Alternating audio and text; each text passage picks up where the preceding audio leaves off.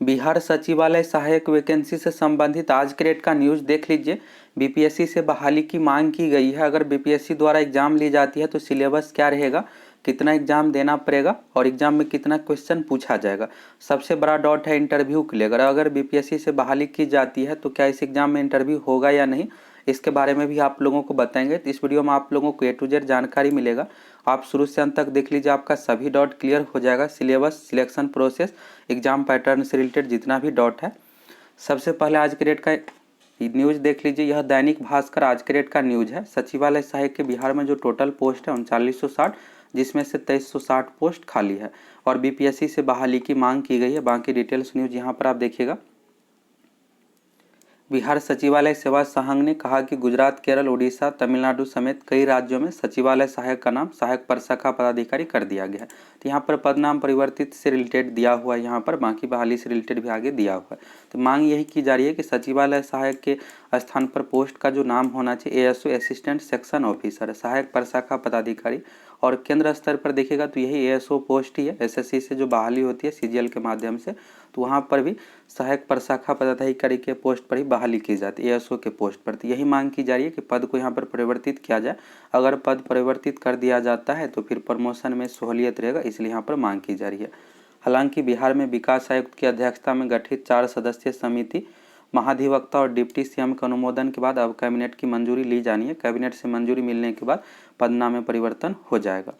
पर पदनाम परिवर्तन वाली फाइल सामान्य प्रशासन विभाग में पड़ी हुई है और इस पदनाम परिवर्तन किए जाने से सरकार पर किसी का वित्तीय बोझ भी नहीं पड़ना है। तो सैलरी में कोई बढ़ोतरी नहीं होगा, बस प्रमोशन के लिए बेस्ट रहेगा, बाकी सुविधाएं और अधिक मिलेगी। शनिवार को बिहार सचिवालय सेवा संघ के बैनर तले कर्मचारियों ने पटना के गर्दनी बाग स्थित धरना स्थल पर एक दिवसीय सांकेतिक उपवास रखा, जिसमें वक्ताओं ने ये विचार व्यक्त किए। वक्ताओं ने कहा कि वर्ष 2019 में, और यहाँ पर आप देखिएगा तो ये नई बहाली से रिलेटेड है।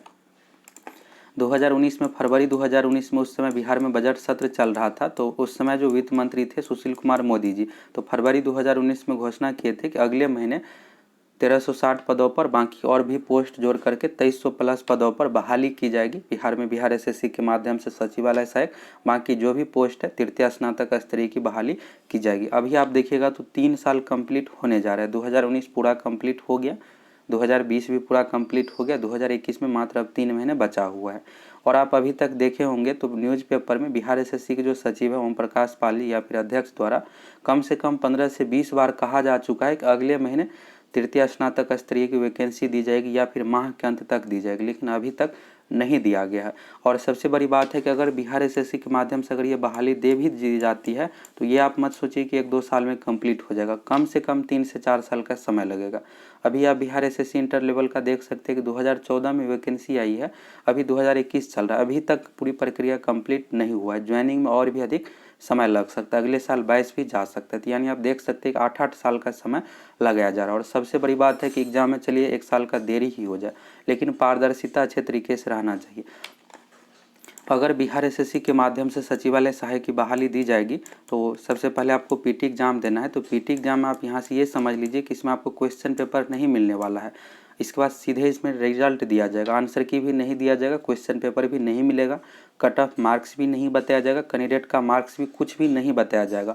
पहले बिहार एसएससी में बताया जाता था 2017 से पहले, जब 2017 में इंटर लेवल में भरपूर मात्रा में धांधली हुआ था तो उस समय ही एक नोटिस निकाल करके कि पारदर्शिता एवं प्राइवेसी के लिए क्वेश्चन पेपर नहीं दिया जाएगा, तभी इसे बंद कर दिया गया। और फिर जनवरी में 29 जनवरी को बिहार एसएससी इंटर लेवल का एग्जाम लिया गया, भरपूर मात्रा में क्वेश्चन आंसर की वायरल हुआ। फिर 5 फरवरी को लिया गया और इसके बाद एग्जाम को रद्द करना पड़ा। फिर जब 2018 में दिसंबर में लिया गया एग्जाम तो उस समय भी क्वेश्चन पेपर आंसर की कुछ भी नहीं दिया गया। कहा गया उस समय कि बाद में आंसर की हम जारी करेंगे, कैंडिडेट का ओएमआर शीट भी देंगे, जिस तरह से सीटेट या अन्य एग्जामों में कैंडिडेट का ओएमआर शीट भी वेबसाइट पर अपलोड किया जाता है उसी तरीके से, लेकिन कुछ भी नहीं दिया गया। सीधे रिजल्ट 1-1.5 साल के बाद प्रोटेस्ट करने के बाद दिया गया। तो यही आप समझ लीजिए कि आप सोचिएगा कि पारदर्शी तरीके से होगा तो आप खुद ही समझ सकते हैं कि एग्जाम में क्वेश्चन पेपर, आंसर की, कैंडिडेट का मार्क्स, कट ऑफ मार्क्स कुछ भी आपको नहीं मिलने वाला है। तो अगर नहीं दिया जाएगा तो फिर पारदर्शिता का यहाँ पर कोई सवाल ही नहीं रहता है। अगर बीपीएससी के माध्यम से बहाली की जाती है तो इसमें सबसे खास बात यही रहेगा कि आपको क्वेश्चन पेपर मिल जाएगा, आंसर की दिया जाएगा, इसके बाद जब रिजल्ट दिया जाएगा तो रिजल्ट में ये नहीं है कि साल भर का टाइम लगेगा, इसमें कैंडिडेट अधिक रहेगा तो 6 महीने में रिजल्ट दे दिया जाएगा। रिजल्ट देने के बाद कट ऑफ मार्क्स और सभी कैंडिडेट का मार्क्स बताया जाएगा। तो अगर ऐसा सब कुछ किया जाता है तो एग्जाम में पारदर्शिता बनी रहती है, स्टूडेंट को भी विश्वास रहता है कि मेरा सिलेक्शन जेन्युइन तरीके से हुआ है, इसमें कोई भी किसी भी प्रकार की धांधली नहीं हुई है। तो अगर बीपीएससी के माध्यम से बहाली होती है तो आप लोगों के लिए बेस्ट ही रहेगा। बाकी सिलेबस एग्जाम पैटर्न क्या रहेगा इसके बारे में आगे आप लोगों को बताएंगे। और यहाँ से आप देखिएगा न्यूज, तो सरकार से आग्रह किया था पर अब तक विज्ञापन भी प्रकाशित नहीं हो पाया। वैसे सचिवालय सहायक की नियुक्ति पहले बीपीएससी से ही होती थी और संघ की मांग है कि बीपीएससी से चूंकि हर साल परीक्षा लेकर नियोजन की प्रक्रिया पूरी कर लेता है, इसलिए सहायकों की नियुक्ति बीपीएससी के माध्यम से ही की जाए। फिलहाल सचिवालय सेवा संवर्ग के सहायकों के कुल स्वीकृत पद 3960 है, जिसमें से 2360 पद खाली है। धरना में बिहार सचिवालय सेवा संघ के अध्यक्ष विनोद कुमार जी और महासचिव प्रशांत कुमार जी ने कहा कि 2015 से ही हम लोगों की मांग लंबित है। तो अगर पदनाम परिवर्तित कर दिया जाता है तो आपके लिए भी बेस्ट रहेगा और प्रमोशन रुका हुआ है। तो अगर प्रमोशन भी हो जाता है तो और भी बाकी पोस्ट खाली होगा सहायक का और भी इन सभी पोस्टों पर बहाली की जाएगी। तो बीपीएससी के माध्यम से ही बेस्ट रहेगा, बाकी बिहार एसएससी के माध्यम से बेस्ट क्यों नहीं रहेगा इसके बारे में आप लोगों को बता ही दिए कि एग्जाम में आपको क्वेश्चन पेपर आंसर की कुछ भी नहीं मिलने वाला है, सीधे एग्जाम लिया जाएगा, रिजल्ट दिया जाएगा। अगर आपको विश्वास नहीं हो रहा है तो आप प्रीवियस एग्जाम का देख लीजिए। Bihar SSC inter level mains का एग्जाम 25 दिसंबर 2020 को लिया गया था, उसमें भी क्वेश्चन पेपर नहीं दिया गया था, आंसर की भी जारी नहीं किया गया था। और बिहार एसएससी की ओर से यही कहा जाता है कि पूरी प्रक्रिया कंप्लीट हो जाएगी, इसके बाद हम कट ऑफ बताएंगे या फिर मार्क्स बताएंगे। अगर सचिवालय सहायक की बहाली बीपीएससी के माध्यम से होती है तो एग्जाम का सिलेबस एवं एग्जाम पैटर्न क्या रहेगा, तो यह विज्ञापन जो आपको दिख रहा है बीपीएससी ऑफिस के लिए असिस्टेंट सहायक की बहाली के लिए 2018 में निकाला गया था। और यहाँ से आप देख लीजिए, तो यहाँ पर आप देखिएगा तो वेतनमान भी सेम ही है। इसी तरह से सचिवालय सहायक का भी वेतनमान है, लेवल 7 के अंतर्गत है। और क्वालिफिकेशन डिटेल्स इसमें भी ग्रेजुएशन था, किसी भी विषय से होना चाहिए। और सचिवालय सहायक के लिए भी दोनों का क्वालिफिकेशन डिटेल्स एज सब कुछ सेम ही है। तो ये भ्रम में आप मत रहिए कि बीपीएससी के द्वारा कोई भी एग्जाम ली जाएगी तो सभी में इंटरव्यू रहेगा ही। यहाँ से आपको क्लियर हो गया होगा, बीपीएससी ऑफिस के लिए जो असिस्टेंट की बहाली निकाली गई थी उसमें इंटरव्यू नहीं रखा गया था, 2 एग्जाम रखा गया था, पीटी मेंस, और इसी के आधार पर सिलेक्शन हुआ था।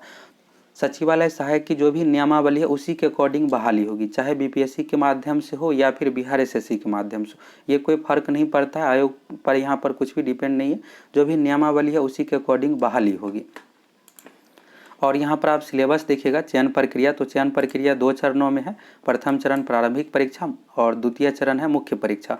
अगर 40,000 से अधिक आवेदन होता है तो मेंस एग्जाम भी लिया जाएगा। तो ये रूल बिहार एसएससी में भी है, अगर किसी भी एग्जाम के लिए 40,000 से अधिक फॉर्म फिलअप होता है तो उसमें मेंस एग्जाम 2 एग्जाम लिया जाएगा।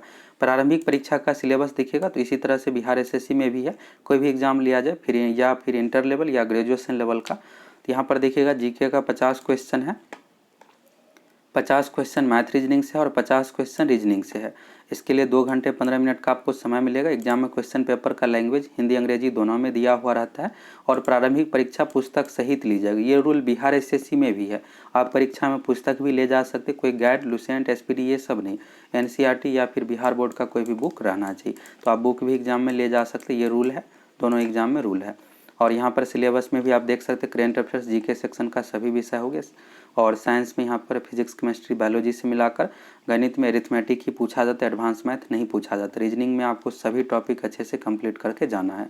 मेंस एग्जाम में 2 पेपर है, पहला पेपर है समान हिंदी, यह सिर्फ क्वालिफाई है, 30% मार्क्स चाहिए। मेरिट जो बनता है मेंस एग्जाम का सेकेंड पेपर जो है, इसमें भी पीटी एग्जाम की तरह ही 150 क्वेश्चन पूछा जाता है, 50 क्वेश्चन जीके से, 50 क्वेश्चन मैथ साइंस से, 50 क्वेश्चन रीजनिंग से। मेरिट जो बनेगा मेंस एग्जाम का जो सेकेंड पेपर है समान अध्ययन का, उसी के अकॉर्डिंग बनेगा। तो इसी तरह से बिहार एसएससी का देखिएगा सचिवालय सहायक का, तो उसमें भी सेम ही दिया हुआ है। अगर बीपीएससी के माध्यम से भी बहाली होती है तो यहाँ पर कोई फर्क नहीं पड़ने वाला है, सचिवालय सहायक का जो भी नियमावली है उसी के अकॉर्डिंग बहाली ली जाएगी।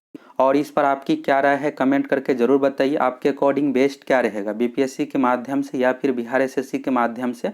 सिलेबस एवं एग्जाम पैटर्न को लेकर आपका डाउट क्लियर हो ही गया। अगर बीपीएससी के माध्यम से बहाली की जाती है तो सबसे खास बात यही रहेगा कि एग्ज़ाम 1.5 से 2 साल में कंप्लीट हो जाएगा, बहुत ज़्यादा समय नहीं लगेगा और एग्ज़ाम में आपको क्वेश्चन पेपर, आंसर की, कट ऑफ मार्क्स सब कुछ बताया जाएगा। अगर यहीं बिहार एसएससी के माध्यम से बहाली की जाती है तो एग्ज़ाम में आपको क्वेश्चन पेपर, आंसर की कुछ भी नहीं दिया जाएगा और कैंडिडेट का मार्क्स भी नहीं बताया जाता है, कट ऑफ मार्क्स भी नहीं बताया जाता है। और सबसे बड़ी बात है कि इस प्रक्रिया में बहुत ज़्यादा टाइम लगेगा। आप इंटर लेवल का देख ही सकते हैं, 7 साल कंप्लीट हो गया लेकिन अभी तक बहाली प्रक्रिया कंप्लीट नहीं हुआ है। तो बीपीएससी के माध्यम से बहाली लेने पर यही होगा कि 1.5 से 2 साल में कंप्लीट हो जाएगा, बाकी एग्जाम में भी बहुत ज़्यादा पारदर्शिता रहेगी।